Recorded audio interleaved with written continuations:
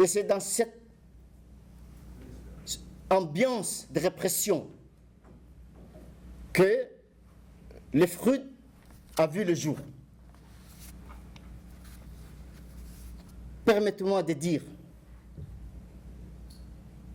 le FRUD, ni dans ses écrits, ni dans ses prises de parole, n'a jamais dit qu'il luttait uniquement pour l'ethnie Afar. Le FRUD a toujours dit qu'il lutte pour la République de Djibouti, pour l'avènement de la démocratie, pour l'instauration d'un état de droit à Djibouti. Telle a été constamment et jusqu'à aujourd'hui la politique du FRUD. Le FRUD s'est implanté dans les régions nord et du sud-ouest, se contentant d'une présence armée, évitant les accrochages meurtriers et exerçant de pression politique. Le FRUD a tout fait pour que ces actions militaires soient les plus limitées possibles, pour que, de part et d'autre, il n'y ait pas bain de sang, il n'y ait pas... pour que les accrochages soient les moins meurtriers possibles. Les gens ont pris les armes pour faire pression, parce qu'ils n'avaient plus aucun moyen d'expression. Tout l'espace politique démocratique a été verrouillé. Tous les partis politiques ont été dissous. Les gens n'avaient plus la possibilité de s'exprimer où que ce soit, quand que ce soit. Donc, si les gens ont choisi de prendre les armes, c'est une façon d'exprimer leur mécontentement et exprimer leurs revendications. Quelles sont les revendications du FRUD? Essentiellement, les revendications du FRUD, c'est le rééquilibrage au niveau de l'État, au niveau de l'administration, de l'armée, de la gendarmerie, de la police. Aujourd'hui, ici, on fait... l'autre jour, je voyais un jeune qui avait fait un tableau, une statistique où, au niveau, par exemple, de l'administration, il faisait le nombre de directeurs, le nombre de chefs de service, le nombre des officiers supérieurs dans l'armée, le nombre des officiers dans la gendarmerie et la police. Et croyez-moi, il n'y a aucun équilibre. C'est flagrant. Donc, une revendication du FRUD est le rééquilibrage. Parce que les gens vivent ensemble.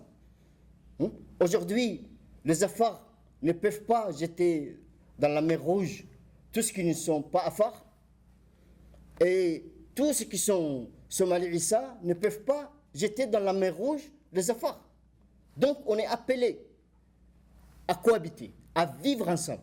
Et les Djiboutiens, depuis la période, l'installation de la colonisation, les Djiboutiens ont vécu en toute harmonie.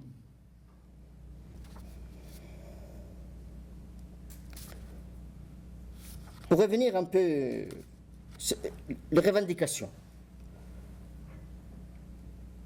Rééquilibrage ethnique au sein de l'administration, de l'armée et de la police.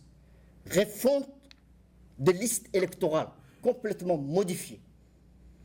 Par exemple, avant 1982, Obok avait 8 députés. Tadjoura avait, je crois, 10, 11 députés. Après les élections de 81-82, cela a été modifié. Parce que les listes électorales ont été modifiées et le nombre de députés en conséquence ont été diminués. Et cela relevait d'une politique de marginalisation des Afars, de mise à l'écart des Afars de la scène politique d'une manière ou d'une autre. Et donc, si aujourd'hui on revendique les réformes des listes électorales, c'est pour remettre l'équilibre entre les différentes composantes de Djibouti. Élaboration d'une constitution nationale garantissant toutes les libertés publiques.